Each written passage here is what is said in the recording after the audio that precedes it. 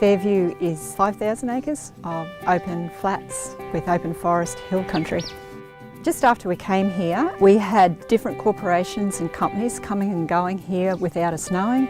We had tourists taking photos, looking at calves, we had people coming here fishing and hunting.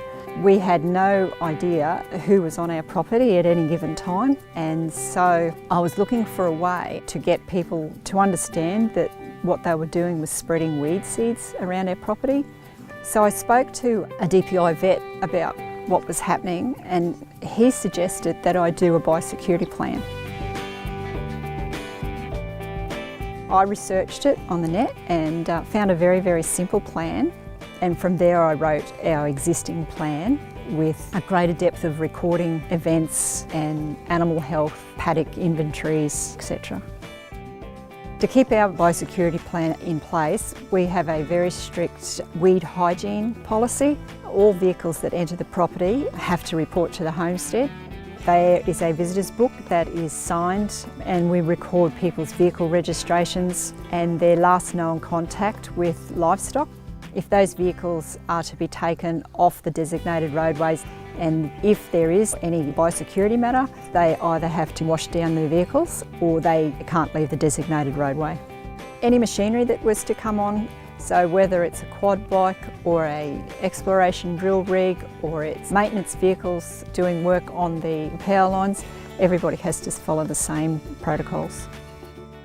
With our livestock biosecurity procedures, any cattle that are introduced to the property are quarantined in the cattle yards for 3 days, and then they're put into small holding paddocks around the cattle yards for a further 2 weeks. And that is to let the gut empty out of any weed seed contamination and to be able to spot any disease that are in the herd when they first come on the place.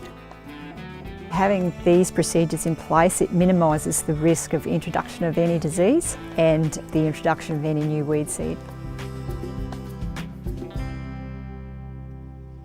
Any fodder that's purchased off farm would have to have a weed declaration form supplied by the supplier, and that minimises the risk of introducing any new weed seed.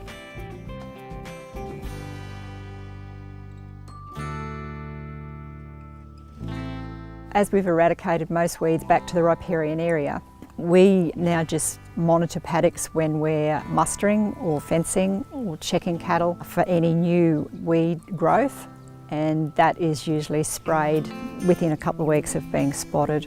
We have a program where once a year we go out when the weeds are in their growth stages or are flowering and apply the applicable herbicides. If someone was considering starting their biosecurity plan, my advice to them would be to keep it simple. There is a lot of help out there now for primary producers, so I would encourage them to look at the brochures, have a look at the websites, and to bring the staff to help them get started. I think the biosecurity plan is an important tool. It allows you to have proof of your policies and procedures. It allows you to prove that you are undertaking methodologies to minimise risk to your pasture and to your livestock. Our biosecurity plan has been the best outcome for us.